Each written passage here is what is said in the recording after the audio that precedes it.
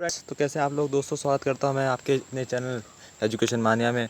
दोस्तों आज हम जीएस का नया टॉपिक लेके आए हैं जो कि पिट्स इंडिया एक्ट, और साथ ही साथ हम यहां पर आपको अमेंडिंग एक्ट ऑफ 1781 भी पढ़ाएंगे।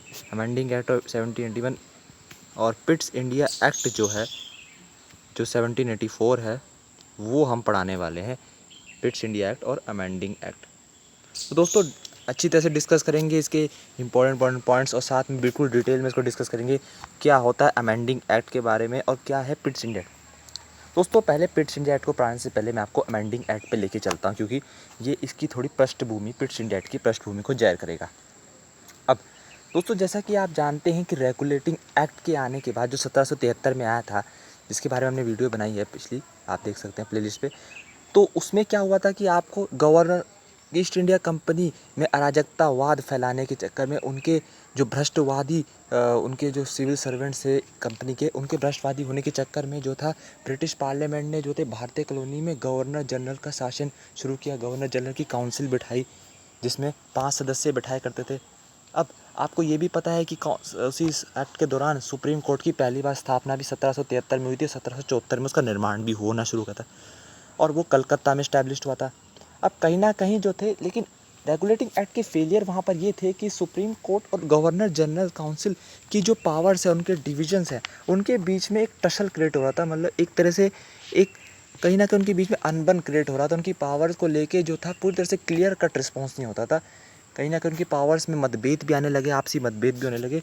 तो उस चक्कर में जो था अमेंडिंग एक्ट लाया गया। सबसे पहला इनका प्रोविज़न ये था कि जो ये अब सॉल्व करेंगे जो उनके बीच के मैटर्स थे, किसके बीच के, सुप्रीम कोर्ट और आपके गवर्नर जनरल के बीच के मैटर्स थे, उसको सॉल्व करने का इनका सबसे पहला उद्देश्य था कि जो इनके पावर्स हैं उनको पूरी तरह से क्लियर कट इनको जो है असाइन किया जाए। इनकी पावर को कहीं ना कहीं इनके बीच में कोई भी मतभेद ना रहे पावर्स के रिलेटेड।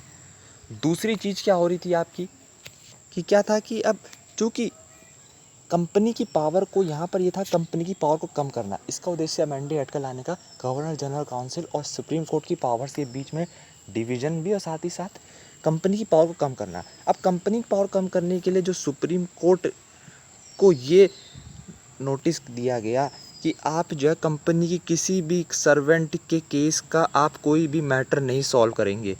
किसी भी सर्वेंट के केस का मैटर आपको सॉल्व नहीं करना है। मतलब उस कंपनी के किसी भी सिविल केसेस हों या कंपनी से रिलेटेड कोई भी बिल बिल वगैरह पास होने केस हों, उससे रिलेटेड कोई भी सुप्रीम कोर्ट वहाँ पर इस मैटर्स को देखेगा नहीं।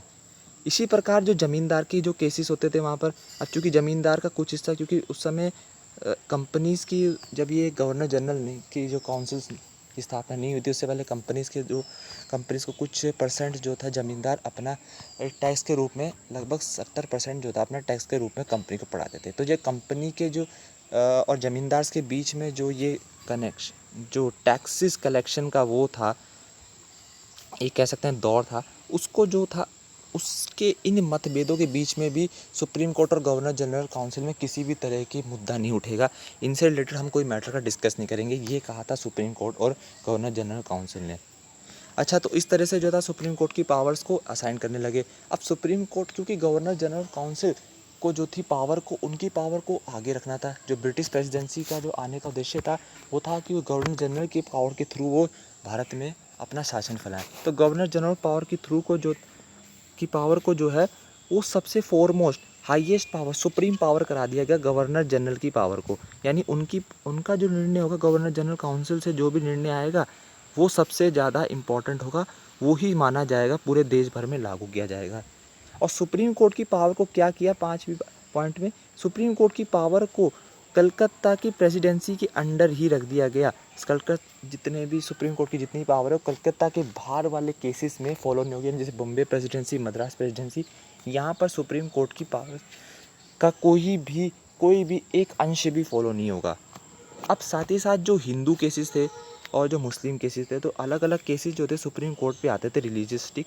तो उन रिलीजियस्टिक केसेस के लिए जो था, जो मुस्लिम केसेस होंगे उनके लिए आपको मोहम्मदन लॉ के अकॉर्डिंग चलते हुए, उसको एक प्लॉट मानते हुए जो थे आपको केसेस का निर्णय देना था।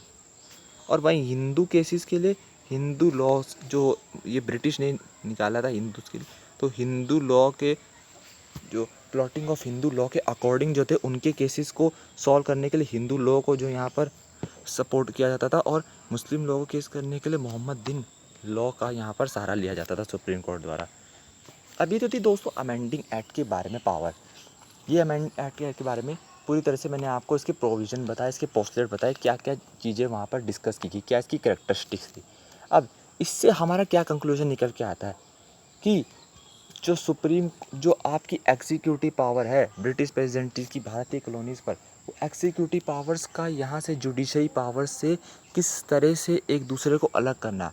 एग्जीक्यूटिव पावर जो गवर्नर जनरल काउंसिल के पास थी, और जुडिशरी पावर जो आपकी सुप्रीम कोर्ट के अंडर में आती है। तो किस तरह से एग्जीक्यूटिव पावर्स को जुडिशरी पावर से अलग किया गया, उनके पावर्स में एक स्पेसिफिक डिवीज़न लाया गया, वो इस अमेंडिंग एक्ट 1781 के तहत ही हमारा ये मुद्दा सॉल्व हो पाया। ये दोस्तों बहुत इंपॉर्टेंट पॉइंट है, इसको याद रखिएगा। यूपीएससी में पूछा गया है, ये यूपीएससी में पूछा गया है कि किस एक्ट के बाद आपका एग्जीक्यूटिव पावर, ब्रिटिश की एग्जीक्यूटिव पावर जो थी वो उसकी जुडिशल पावर से सेपरेट की गई, उनके पावर्स के बीच में डिवीज़न लाया गया। वो था ये अमेंडिंग एक्ट 1781। बहुत से लोग पिट्स इंडिया एक्ट को देखते हैं 17, लेकिन अमेंडिंग एक्ट 1781 में सबसे पहले इसकी पहल हुई थी, इस पर चर्चा हुई थी, इस पर प्रोविज़न लाए गए थे। अब दोस्तों हम बात करते हैं पिट्स इंडिया एक्ट के बारे में। क्या है पिट्स इंडिया एक्ट, और उसके बारे में हम थोड़ा सा बिल्कुल उसकी पृष्ठभूमि के साथ चलते हैं। अब दोस्तों ये तो आप जानते हैं कि जब ईस्ट इंडिया कंपनी, इससे पहले रेगुलेटिंग एक्ट आने से पहले ईस्ट इंडिया कंपनी का ही शासन जो था सर्वोपरि होता था भारत में।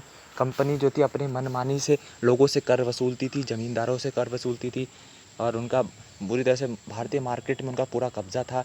कर भी उन्होंने अपना 70-80% बढ़ा दिया था, जिसके चलते ब्रिटिश पार्लियामेंट में यहाँ पर एक्ट बिल पास होता है कि जिसकी संधि का बिल पास होता है कि आप जो है हमें 4 लाख जो है सालाना देते रहेंगे, तो हम आपकी कंपनी को भारत में उसके शासन को काबू रखेंगे। लेकिन साथ ही साथ उन्होंने गवर्नर जनरल की काउंसिल भी बिठा दी। तो आपको पता है इससे पहले कि मेरा कहने का मतलब है कि ईस्ट इंडिया कंपनी जो थी पॉलिटिकल, चाहे एडमिनिस्ट्रेटिव या पॉलिटिकल मैटर, हर मैटर्स में उनका रूल सबसे ऊपर रहता है, जिनका शासक था रॉबर्ट क्लाइव। लेकिन पिट्स इंडिया एक्ट के बाद जो था ईस्ट इंडिया कंपनी को ब्रिटिश गवर्नमेंट के अंदर में कर दिया, उसको उसके अधीन कर दिया, एक तरह से उनका सबॉर्डिनेट बना दिया गया ब्रिटिश कंपनी का, कि ये जो है आपके ये ईस्ट इंडिया कंपनी वाले वो सबॉर्डिनेट से काम करेंगे आपका, किसके, ब्रिटिश गवर्नमेंट के हाथों में। ब्रिटिश गवर्नमेंट जब चाहेगी इनकी पावर का इस्तेमाल करेगी, और जब चाहे इनको अपने अधीन रख सकती है। तो अब ऐसे में ब्रिटिश गवर्नमेंट प्रेसिडेंसी की पावर अब जो थी, उन्होंने अपनी पावर्स को, फंक्शंस को, एग्जीक्यूटिव और जितने भी अदर फंक्शन थे उनको अब आगे डिवाइड करना शुरू कर दिया। तो उसके लिए उन्होंने 2 कमेटी का गठन किया, एक था बोर्ड ऑफ काउंसिल और एक था आपका बोर्ड ऑफ डायरेक्टर्स की कमेटी। 2 कमेटी बनाई गई हैं आपकी, बोर्ड ऑफ काउंसिल और बोर्ड ऑफ डायरेक्टर्स की कमेटी। अब बोर्ड ऑफ काउंसिल्स जो थी वो यहाँ पर आपके पॉलिटिकल फंक्शंस देखती थी, जिनका काम था कि ये देखिए बोर्ड ऑफ काउंसिल आपके पॉलिटिकल फंक्शंस को देखती थी। तो वहीं बोर्ड ऑफ डायरेक्टर्स का काम क्या था, वो आपके एडमिनिस्ट्रेटिव फंक्शन को देखती थी, है ना। साथ ही साथ बोर्ड ऑफ काउंसिल जो थे वो मिलिट्री फंक्शंस को भी देखने का और रेवेन्यू कलेक्शन का भी काम इन्हीं का होता था। मतलब एक तरह से आप मिलिट्री रेवेन्यूज़ कह लीजिए, हर तरह के रेवेन्यूज़ और मिलिट्री डिपार्टमेंट को, सब चीज़ को देखने का काम इन्हीं का होता था। एक तरह से आप ये भी कह सकते हैं कि ब्रिटिश प्रेसिडेंसी के अंदर ब्रिटिश इंडिया एक्ट के अकॉर्डिंग बोर्ड ऑफ काउंसिल को जो था हाई पावर दी गई थी, उनकी पावर ऊपर रखी गई थी बोर्ड ऑफ डायरेक्टर से। बोर्ड ऑफ डायरेक्टर्स के जितने भी कार्य होते थे एडमिनिस्ट्रेट से रिलेटेड, बिजनेस से रिलेटेड, उसमें पहले उनको ये मैंडेटरी था कि वो बोर्ड ऑफ काउंसिल से अपनी सहमति जरूर लें। बिना उनकी सहमति से उनका कोई भी bill, business matters, administrative matters से रिलेटेड कोई भी बिल वो पास नहीं होगा बोर्ड ऑफ डायरेक्टर्स का। तो ये बहुत ज़रूरी हो जाता था उनके लिए। और हाँ, अगर बोर्ड ऑफ काउंसिल चाहे तो उनके निर्णयों को, उनके जो किसी भी बिल को या कार्य पर को, उनको वो स्थगित भी कर सकती थी, क्योंकि बोर्ड ऑफ काउंसिल पे पावर है ऊपर। तो इस तरह से जो था बोर्ड ऑफ काउंसिल की पावर जो थी वो कहीं ना कहीं ऊपर की तरफ होती थी। अब साथ ही साथ इनके मेंबर्स के बारे में बात करते हैं कि बोर्ड ऑफ काउंसिल के मेंबर्स कितने थे। देखिए दोस्तों, बोर्ड ऑफ काउंसिल जो था 6 मेंबर्स को लेके चलता था। इनके पास 6 मेंबर्स थे। पहला तो उनका चांसलर ऑफ एग्जीक्यूटिव, जो एग्जीक्यूटिव की तरफ से चांसलर आया करता था।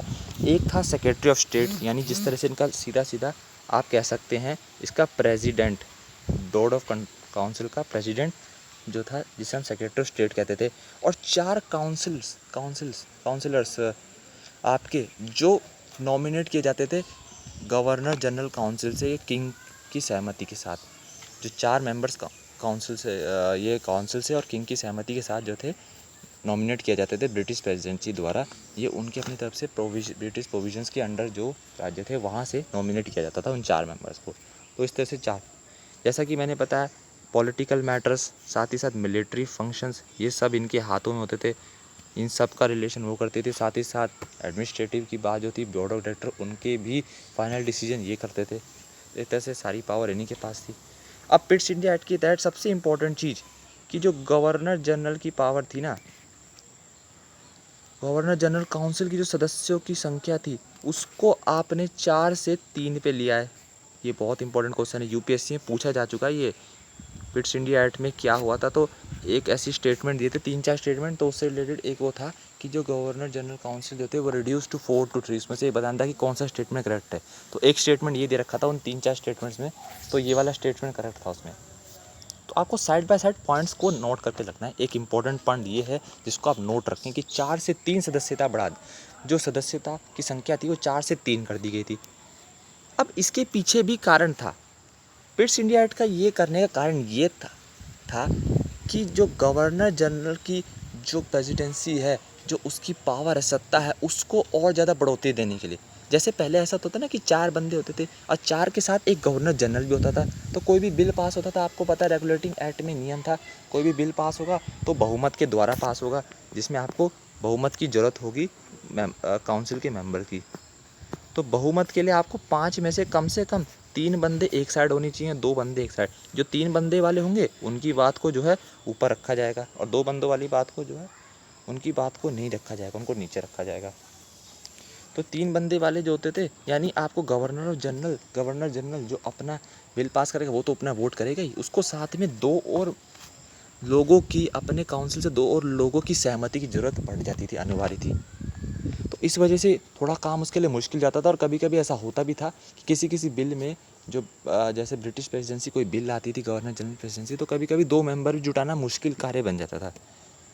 अब 4 मेंबर से क्या हुआ कि गवर्नर जनरल के साथ अब 3 और मेंबर होने लगे, यानी टोटल 4 मेंबर। तो ऐसे में अगर 2 एक तरफ भी हैं और 2 दूसरी तरफ भी वोट कर रहे हैं, तो क्योंकि इसमें right to vote of casting vote का जो पावर होती है उसका इस्तेमाल यहाँ गवर्नर जनरल कर सकता है। यानी अगर वो चाहे तो, अगर जैसे आज की डेट में होता है ना कि आपकी लोकसभा में किसी बिल पे पास जब इक्वल हो जाते हैं तो स्पीकर अपना एक कास्टिंग वोट डाल देता है या अटॉर्नी जनरल डाल देता है ना, एक तरह से स्पेशल सदस्य के रूप में। तो उसी तरह गवर्नर जनरल पे भी यही पावर थी कास्टिंग पावर की, जो कास्टिंग वोट डाल के वो अपनी तरफ का एक मत बढ़ा सकता है कहीं भी साइड, मतलब वो चाहे किसी भी तरफ, या तो इधर या इधर दूसरी साइड, लेकिन क्योंकि वो अपने बिल के फॉर में जाएगा, उसके फेवर में जाने के लिए इधर एक वोट जो है वो बढ़ा देगा। इस तरह से गवर्नर जनरल के को जो है बहुमत प्राप्त हो जाती थी, उसको 3 वोट जाते थे।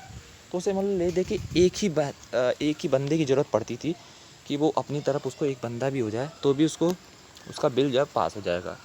तो ये सब कारण था 4 से 3 करने का मेंबर्स को। अब इस पिट्स इंडिया के तहत से था, अब चूँकि गवर्नर जनरल की प्रेसिडेंसी बढ़ी तो गवर्नर जनरल उस समय बंगाल के ही होते थे, जो कि पूरे देश भर में लागू होते थे। इससे कलकत्ता की प्रेसिडेंसी में और भी ज़्यादा सुधार आने लगा, उनको सर्वोपरि माना जाने लगा। और साथ ही साथ फिर जो मद्रास और बम्बई की प्रेसिडेंसी थी वहीं पर वो घटने लगी धीरे धीरे। तो इस तरह से इसके पोस्टुलेट्स काम किए पिट्स इंडिया एक्ट के। अब दोस्तों इसके फेलियर क्या थे? एक तो बोर्ड ऑफ कंट्रोल्स में नेपोटिज्म जो नेपोटिज्म आने लगा बोर्ड ऑफ कंट्रोल में, वो कहीं ना कहीं एक बहुत बड़ा कॉज बन गया, जिसने पूरी तरह से अराजकता फैला दी।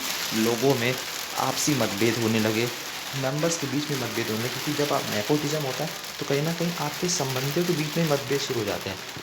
तो ये था एक कारण इसका। और दूसरी चीज़ थी, जो बोर्ड ऑफ काउंसिल थे और बोर्ड ऑफ डायरेक्टर्स, इनके बीच में, इनकी पावर्स के बीच में लेके भी कहीं ना कहीं आपसी मतभेद होने लगे। इनकी पावर्स के बीच में डिवीज़न में कहीं ना कहीं उनकी मतभेद होने लगी। बोर्ड ऑफ डायरेक्टर्स को बोर्ड ऑफ काउंसिल के अधीन रह के सब करना पड़ता है, और बोर्ड ऑफ काउंसिल चाहे तो उनके निर्णयों को बदल भी सकता है। तो ये चीज़ भी होने लगी। इस कारण से ब्रिटिश इंडिया एक्ट जो था फेल होने लगा बात बात में। अब इसका सिग्निफिकेंस क्या आया, अंत में क्या सिग्निफिकेंस आया, क्या प्रभाव पड़ता है ब्रिटिश की प्रेसिडेंसी में। दोस्तों एक तो ये कि आपका जो सारी भारतीय कॉलोनीज़ हैं, इंडियन कॉलोनीज़, उन पर ब्रिटिश प्रेसिडेंसी की पकड़ जो थी वो और ज़्यादा मजबूत हो गई। अब जितनी भी कॉलोनीज़ थी वो आपके ब्रिटिश की बंगाल प्रेसिडेंसी जैसे हम कह सकते हैं, बंगाल प्रेसिडेंसी के अधीन आ गई। सारे निर्णय जो थे देश भर में भारतीय कॉलोनी वो बंगाल प्रेसिडेंसी के हाथ में आ गए। तो ऐसे में इनकी पावर और बढ़ गई और साथ ही साथ कंपनी की जो पावर थी वो कंपनी भी जो है उनकी पावर भी ब्रिटिश के अधीन आ गई। जो मैंने आपको बताया ना पहले कि जो कंपनी जो होगी अब वो ब्रिटिश प्रेसिडेंसी के अंडर काम करेगी और ये कब तक करेगी, 1858 तक ब्रिटिश प्रेसिडेंसी के अंदर काम करेगी। तो यहाँ से जो था ये भी एक सिग्निफिकेंस निकल के आया। तो ये अच्छे कह सकता हूँ मैं, एक दो पॉजिटिव पॉइंट निकल के आए कि इंडियन कॉलोनीज़ की पावर कलकत्ता के अंदर आना और कंपनी की पावर भी प्रेसिडेंसी के हाथ में आना, जिससे प्रेसिडेंसी की पावर ही सर्वोपरि होगी। तो दोस्तों आई होप आपको ये टॉपिक समझ में आया होगा, टॉपिक क्लियर होगा। कोई भी डाउट हो इस टॉपिक से रिलेटेड तो आप कमेंट बॉक्स से पूछ लीजिए और हाँ, चैनल को लाइक शेयर और सब्सक्राइब कर दीजिएगा।